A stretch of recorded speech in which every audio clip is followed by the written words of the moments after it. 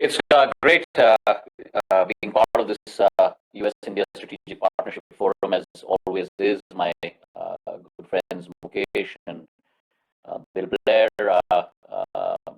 down south in India, and ladies and gentlemen who are joining from America and back home here in India.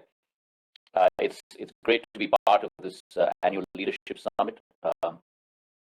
USISPF has always been in many ways a strategic bulwark in promoting uh, ties between our two countries, two continents spread across the seven seas, but being bridged very effectively by gentlemen such as Mukesh, who are always pushing the envelope to bring our two continents close to each other.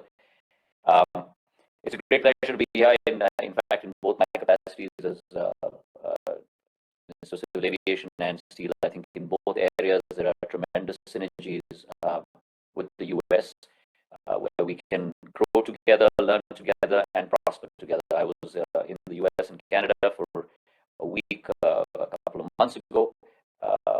Discovered many areas where both our countries can work together going forward. Was an extremely productive trip, and I hope to take that agenda forward with many of our players in the US in the ecosystem, as Bill Blair pointed out. Aviation in India is today well into its growth phase. We're all across the world recovering from COVID. Travel has become the new buzzword across the world. People are itching and to get out of their 20 by 20 square foot rooms and look at the world once again. And therefore, there is a long desire and great demand for civil aviation across the world. And I think India, in many ways, is leading that change, as Mukesh talked about and Bill endorsed. We are back to our pre-COVID levels almost. We reached 400,000 travelers a day, almost about a month and a half back in high season. We have now crossed the high season quarter and are into a lull season quarter as we speak, which then picks up prior to the festival season in early October. But nevertheless, as I mentioned, we have crossed the pre-COVID level of 400,000 travelers. We're today resting somewhere between 320 to 350,000 travelers in India today. But what's really important, and it's something that Bill highlighted, is that whereas you had growth coming in civil aviation mainly from metros in the past decade, which was growing roughly at about 7.8%. Today, that growth is being powered, as opposed to only from the metros, from tier 2, tier 3 cities, where the growth, the non-metro growth was close to about 10% earlier. It's now jumped to almost 31%. So schemes like Udan, which promote tier 2, tier 3 connectivity, either to unconnected cities, being put on the civil aviation map, have really led to a surge in demand and awareness about the capability and the advantages of traveling by air. Keep that in mind also with the fact that we are now competitive with second AC and first AC of railways in terms of pricing. There was a very yawning gap between the pricing capability of railways versus civil aviation.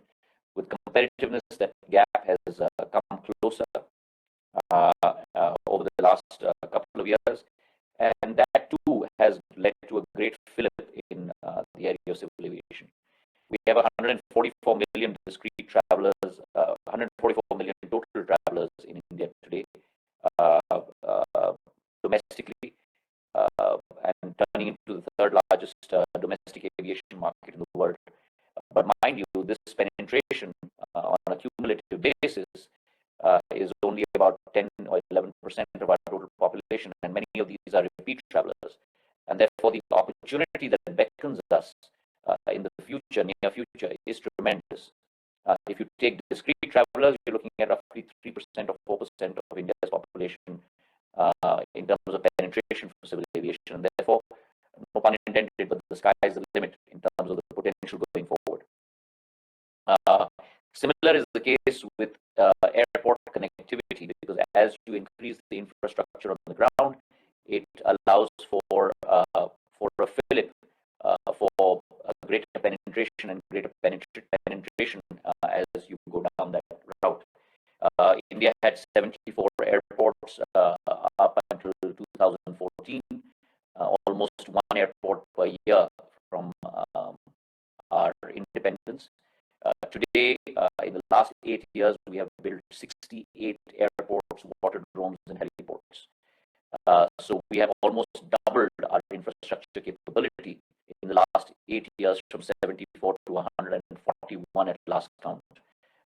We opened the airport at Deoghar in Jharkhand last week with the Prime Minister, and we have a pipeline of 20 additional airports, waterdromes, and heliports this year, and taking this total to close to about from 68 already built to almost 200 over the next 3 to 4 years.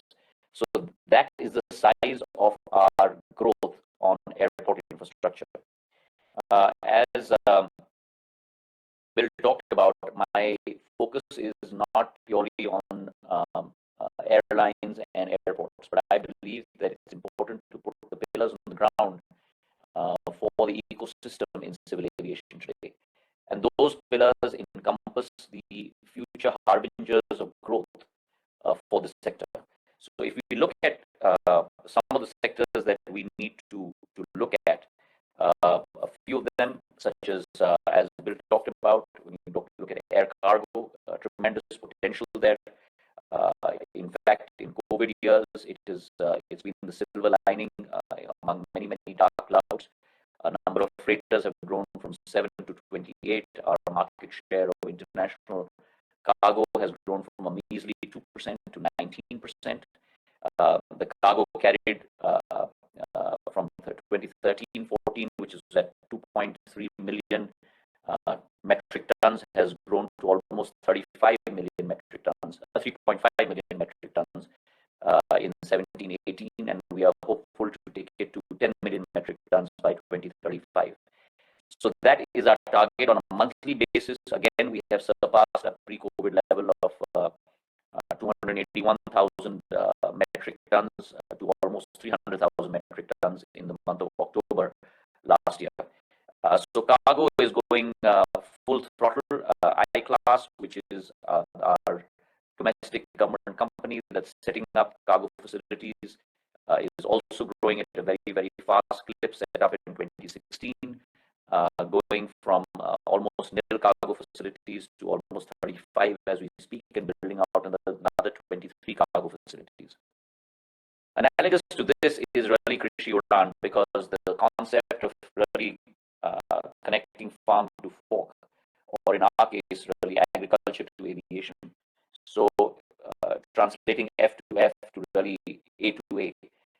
That really is our goal from a policy perspective. And so we've come out with a new model policy for Krishi Udan called Krishi Udan 2.0, where the Prime Minister's prerogative and his impetus that we must have a whole of government approach. And we've got 8 central government ministries working together to really give a fillip to the sector through multiple schemes which we are converging into Krishi Udan. And that has led to a new fillip in this sector as well.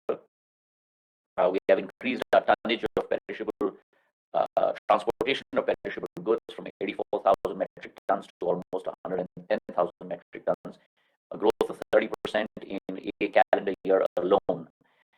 And we have transported jackfruit and Assamese lemon to the shores of London. We have transported lychees to Germany, and not only, as I mentioned, within India, but also externally outside India. Along with this, we have also put in place many new policy initiatives to really open up the floodgates for development to come in. Many of these, such as aircraft leasing in GIFT City in Gujarat, where today we have put in place the financial measures that are required to increase leasing activity in India. Today, Ireland, Singapore, and Dubai are the major centers of leasing for the world. I'm glad to report to you that we've got 9 companies that are registered already and another 4 that are in line for registration. 3 aircraft and 2 helicopters have already been leased in India. Along with that, also for, as Bill mentioned, for helicopters, we believe that last mile connectivity is essential in India. And therefore, you have international to domestic connectivity, and then domestic tier 1 to tier 1 connectivity, and then tier 1 to tier 2 connectivity. But along with that, you must have tier 2 to last mile connectivity. And that can only be done by helicopters and seaplanes and small aircraft. I came out with a new helicopter policy last September, where I've done away with all RNFC and TNLC charges for helicopters. We're trying to promote building helipads across the country in every district, promoting viability gap funding for helicopter routes to Udan, where we've given multiple new routes to the hilly states of Himachal Pradesh and Uttarakhand, almost 28 and 13 routes respectively, and also to the northeast, which needs helicopters. And the fact that we have only 250 helicopters, of which 150 are in the leasing business, is something that needs to be augmented tremendously. Whereas Brazil and other developed countries have almost about 4,000 helicopters, the per capita penetration of helicopters in India also leaves a lot to be desired. Similarly, we need to augment the pilot capacity in India. We have 9,000 pilots today, but we need 1,000 pilots per year. And so therefore, we have 34 FTOs in India. I have recasted the Flying Training Organization policy, done away with all royalty structures, done away with high rental terms, marked it to much more market or sub-market with a renewal clause.